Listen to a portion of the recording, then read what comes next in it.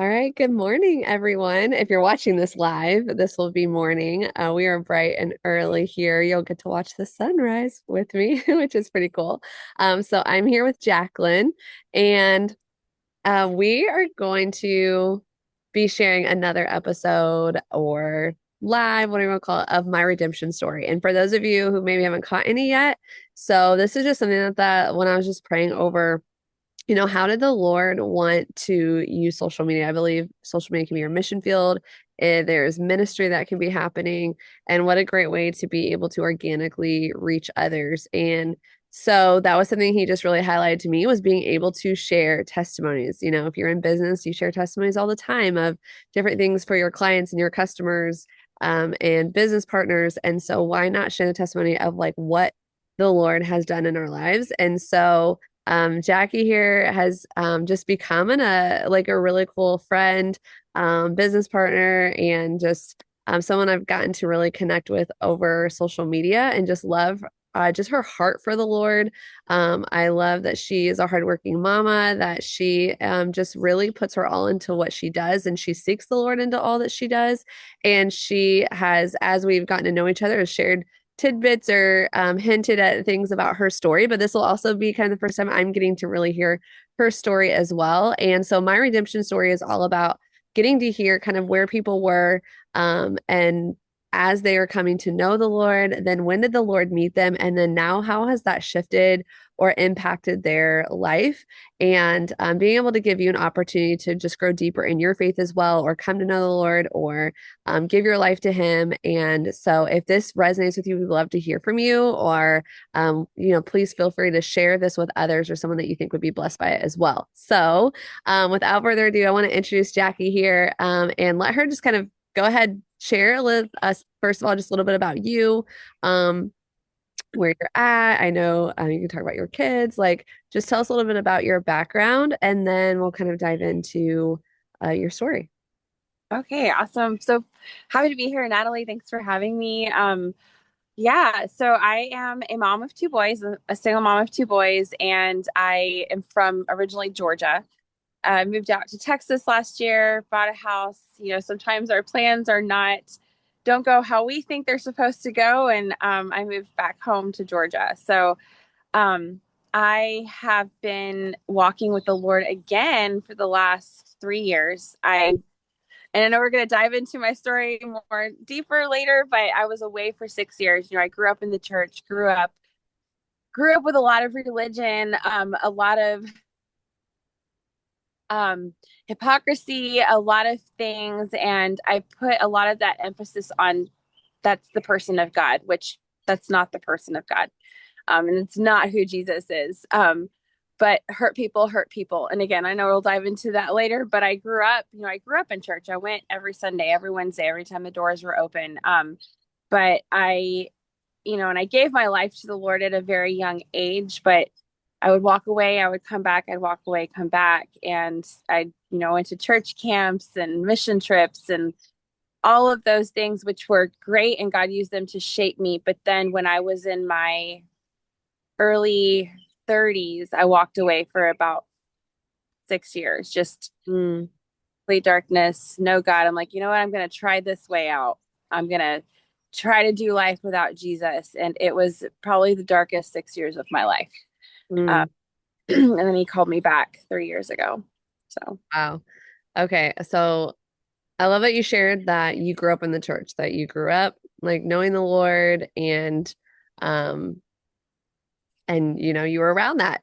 And then but things shift, right? We grow up or things happen, we encounter other people, the world happen, life happens. And so I love that because I always wondered too, like, are what some people who don't grow up and then they in the church and they meet Jesus, right? And then there's that story, but knowing like, yeah, there is times where I think, like you said, hurt people, or I've heard sometimes of church hurt, and I don't know, like I said, what your story is going to end up being, but I think that's going to resonate with a lot of people too, of understanding like, yeah, we might grow up around that, but it doesn't always mean, right, that things are going to be always perfect or go the way we want them to. And I love um that we're going to get to hear kind of like what took you away, and like what then brought you back. So, and maybe, yeah, like let's kind of dive into that. So, growing up in the church and everything, kind of, and you share a little bit of that about that experience. So, what was it? And that really kind of like had you be like, you know what? I don't think this is going to be for me. Man, that is a it's a deep question for sure. Because so I'm gonna touch on the church hurt a little bit. I I had a stepdad who was a pastor of sorts, and there it's a common story, and it's sad that it's a common story, but you hear it all the time. Like there was a lot of abuse Mm, behind closed doors. So there was a lot of, we had home church. People came over, we sang, we worshiped, we read the Bible, but when everybody went home, it was just bad, bad, bad at home. And for those of us who had our own mind, we knew something was wrong with that. Like that was not okay. And just all sorts, a lot of spiritual abuse. And um, so after my first marriage ended, I walked away. I was in addiction. I was in darkness. I still loved the Lord, but I was not living for Him at all. And then to go a little deeper, drugs became a big, big, big part of my life. And I became a completely different person. So, what really made me walk away, I had a lot of anger. I had a anger. I had decided that if this was the way that people who say they love the Lord were, I didn't want any part of it. mm, And I got really deep into psychedelics, and that, I'll be honest, like that's really a big thing that drew me away. Like um I felt like God did not exist, that He had forgot me, that um I didn't care about anything. I just was like, well, whenever we go, wherever we go, when we die, I had no, just nothing, just an empty shell. Um, and I, in that time frame, I was so lost. It was so dark. It was scary. Like to not know where you're going to go when you die was a very scary thing, especially growing up with that background. Um, and it's like deep, deep, deep down, I still feel like I knew, um, but I was just completely resistant. And I know you're probably gonna ask like how I came back and everything, so I'm yeah. gonna like, but yeah, it was just I had a guy who I dated, my son's father, and he was also in complete darkness, and I followed that for just a long time. I followed philosophies, I followed intellectualism. I Mm.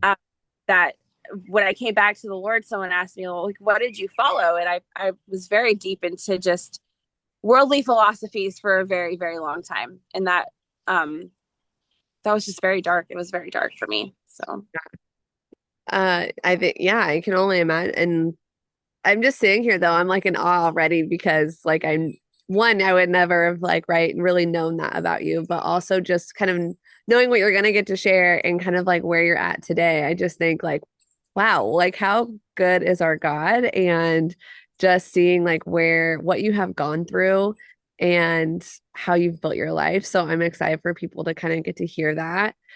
Because I think again, I think there's just so much of your story that a lot of people and women I've talked to can really relate to, even if it's not necessarily into like drugs or whatever it may be, but definitely having that horrible experience, maybe growing up or whatever, and then just getting into the with the wrong crowd. I mean, that makes a huge difference who we hang around. I think they say the sum, like, right, like who are is like the sum of the five people that you hang around with most can really help impact and shape who you are too. So, and so knowing that you kind of experienced that on like the opposite end of the spectrum, essentially kind of got to see both.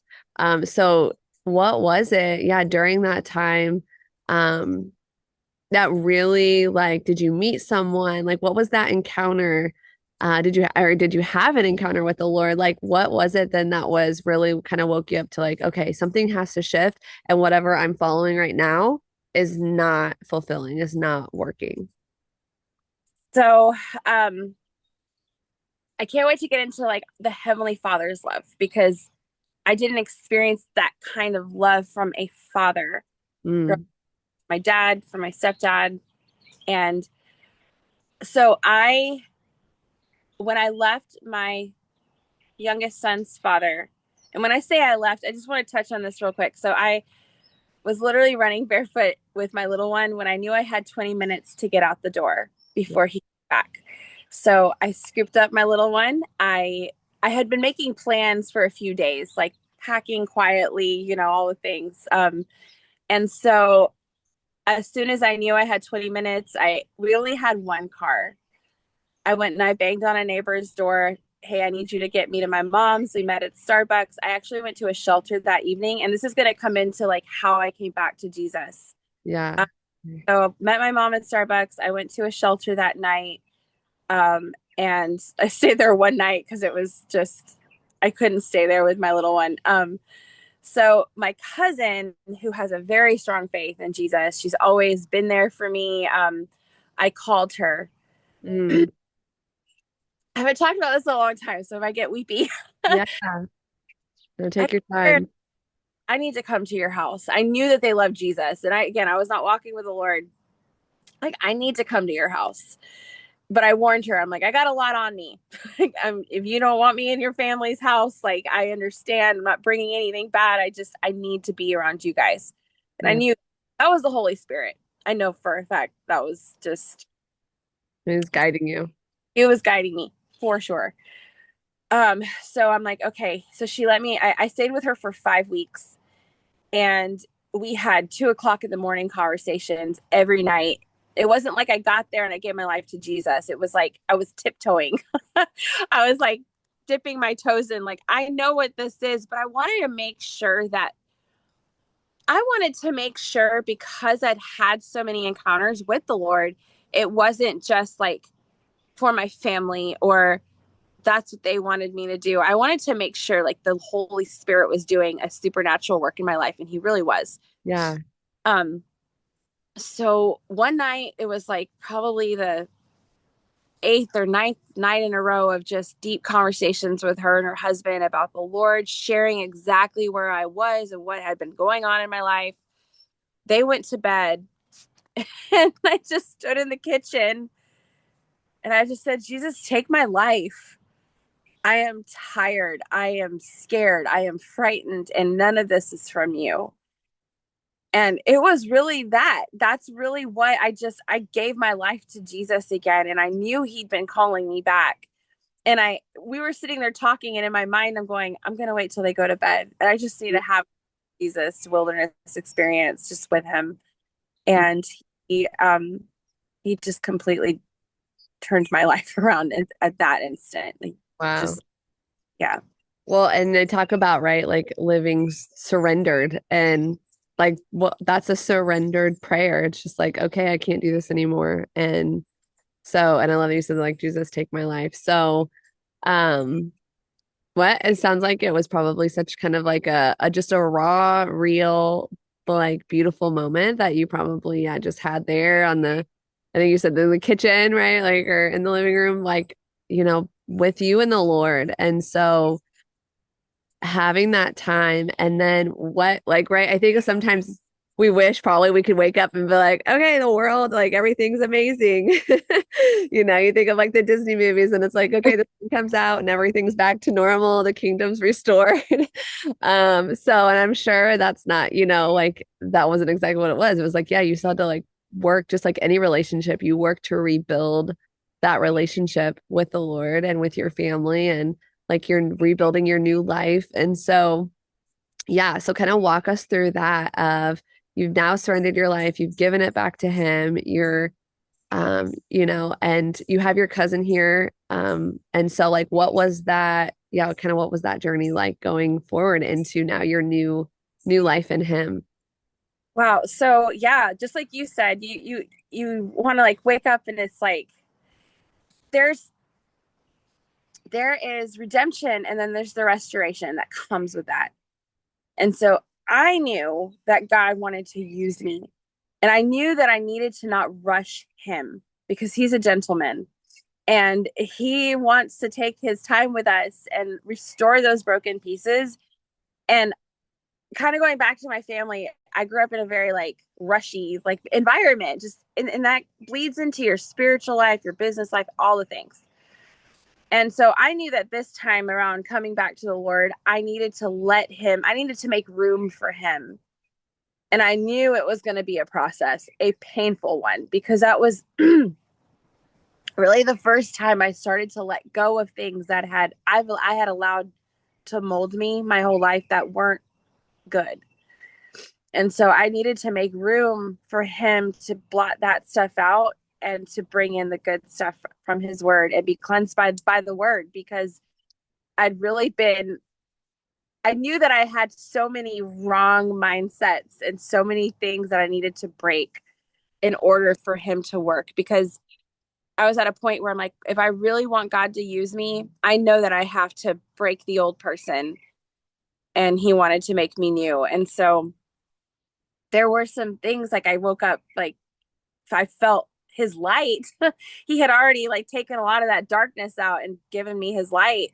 But it really started, I would say the first year I came back, it was a lot of surrender, just making room for him to bring in new. And it was isolating at first too. Like I knew I had to kind of like remove myself from some stuff to make that way for him. And he's just done such a, things that you never feel like you'd ever be free from, he has freed me from. Yeah. Yeah.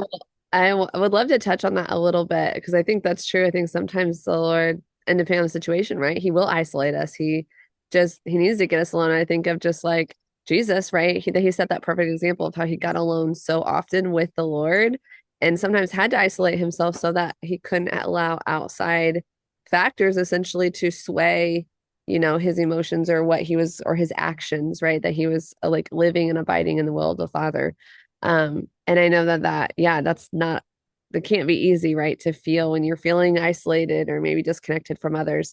But that's kind of like one of the kind of goes into my question and that you started to answer was like, you said you're making room, right, for the Lord to come in and do new in your life. And so besides getting away and kind of separating yourself from like, okay, this was the old life. Like, I know I can't go back to this. These are people or things. What were some other maybe tangible things? So someone's watching that is maybe even in that season right now that you felt like really helped you. Did you start going to church immediately? Like, were you having daily time with the Lord? Like, kind of what were some of those things that you did that you felt like impacted the way of helping you really start to form that intimacy relationship with him again? So this one might be another one where you might be like, I would have never known that. So when I was out there, I dabbled a lot in like witchy things. And I've always loved rocks and stones, and like I think they're pretty and they're natural and stuff, right? So the reason I'm sharing that is because I went on my social media and took like I basically defriended all the things that were bad influences for me in that time. So Mm-hmm. I knew immediately I knew I had to do that. I also started just covering my home in prayer, and my kids in prayer. And I did go to church. I moved out to Texas where I didn't know anybody, like out living in a house that was beautiful, but in the middle of nowhere. And I really believe God brought me out there to heal from 30 years of crap. Sorry. Oh, yeah. um, and I did a lot of denunciation over some of the rocks that had been in my life for a long time. And that might sound really weird, but like Oh, yeah. I did a lot of like, okay, God, do I need to just cast these out of my house, or can I did some prayers over that stuff that had been influencing my life for a long time. And just a lot of loud worship and praying and crying and kneeling before him and asking him to heal me from things and showing me to dislike the things that he dislikes. And because you grasp a lot of worldly concepts that even when you come back to Jesus, you're like, is this okay? Is this still okay? And he showed me it wasn't. And we can touch on those things if you want me to, but so many things. Yeah. Well, and I think it would take a whole other episode probably but I think what's important to highlight about that is that if anybody has experienced that, or you've done those things as well, then yeah, it is important. Like you're not crazy for saying that. It's like, yeah, it is important that we denounce those things, that we rebuke those things, that we get delivered from that, because yeah, it is those, if you go into a whole spiritual side of that, then and doing that your research essentially, or kind of learning about that, it is very important that yeah, you kind of go through this cleansing process, right?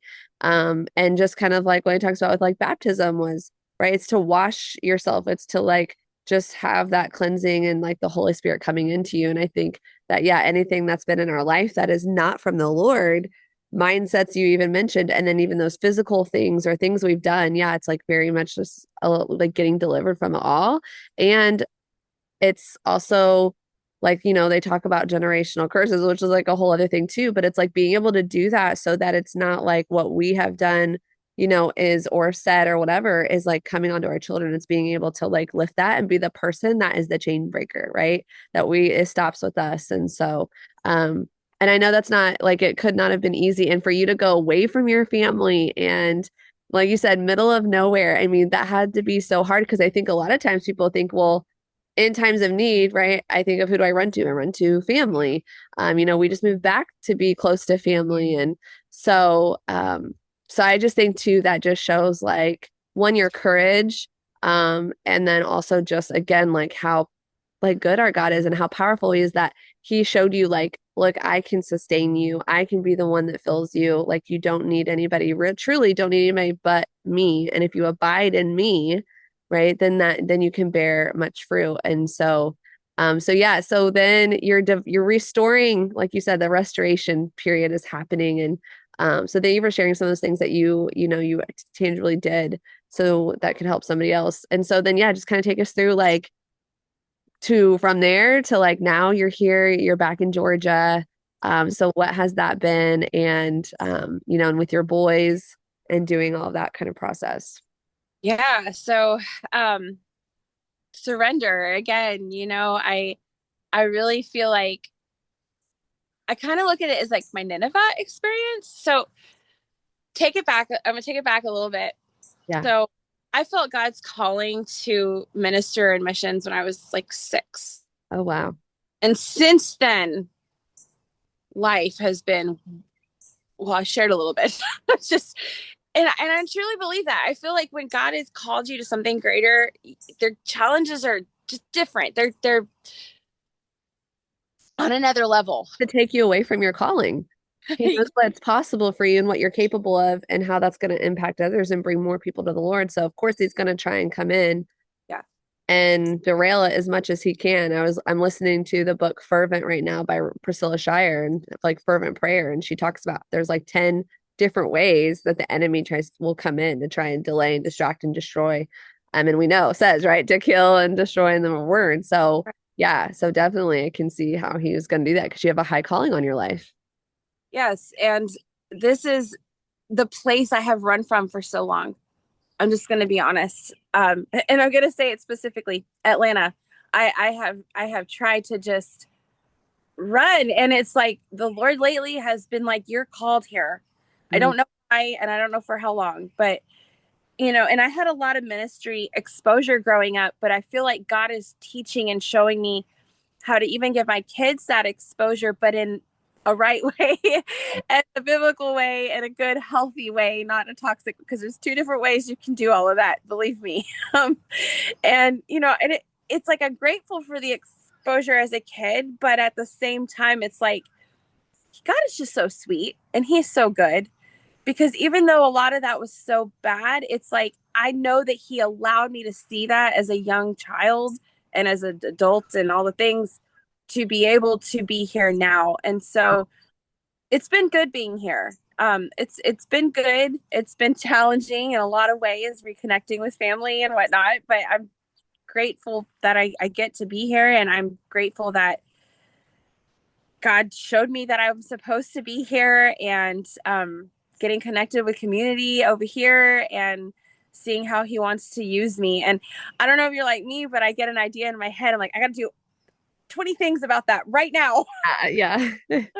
It's hard to slow down sometimes and not like to be like, okay, wait, what is the one thing right now? I would say that's a major difference in me now. It's like I start doing that and I'm like, okay, no, this is where I've gotten ahead of myself. I don't want to get ahead of God. Like I know that He is strategically planting and pruning and making way, and it's literally just one little step at a time. And Yeah, I love that. It's so beautiful. And that's what I was going to kind of ask, like, how is your relationship with with your family now? And do you feel like you have to put up like have certain boundaries or have those relationships been restored, or is that something you're as you're back with family life going to rebuild in this season?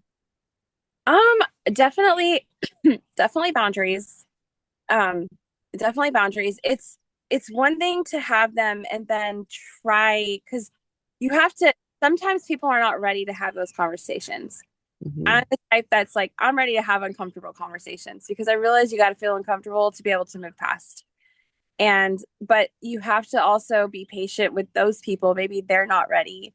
And that's been hard for me because I'm a type that's like, no, we got to do this now. I'm ready to hash this out. Like, let's do this. Yeah. Um, so it's been challenging, but it's also been healing, I think, too. And, I've definitely been triggered a couple times by being around family, but it also shows me where I've grown.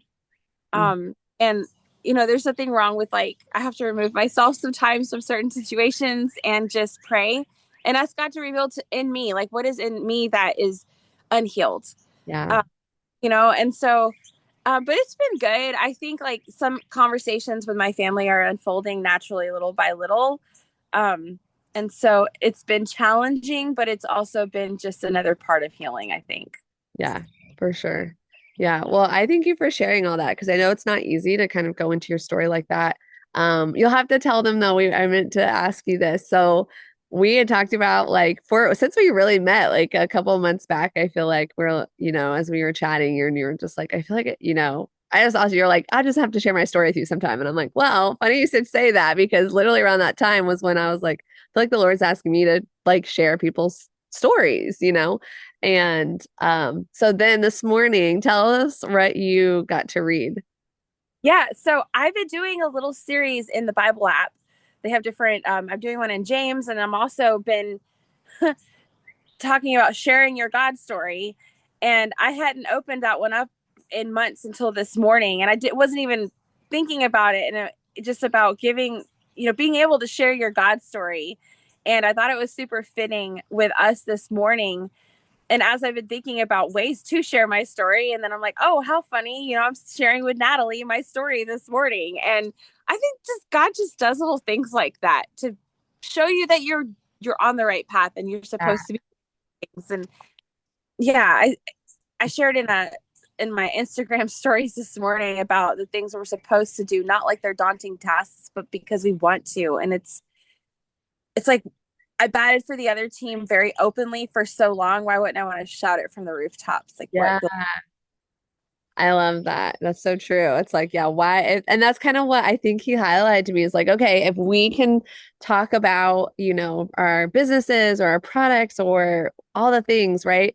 As often as we do, it's like, why not also share about like the one thing that actually means the most, right? That actually matters for this life. And knowing that Jesus is the one who comes to heal, like you said, who comes to restore, who comes to redeem, who comes to want to just love each of us and really just overshadow us, like overshadow all the things that aren't meant to be and like remove those from our life and that he has come to just really give us the new life. I know that was something big that he even like revealed to me was like going into Colossians and like reading like what is your old self? Like what are the things that are not meant for us and we aren't supposed to be about and like how do we put on our new self, that new creation that we have in Christ when we surrender. And it is, I've been talking to another friend too, it's like it's a daily renewal of your mind, a daily renewal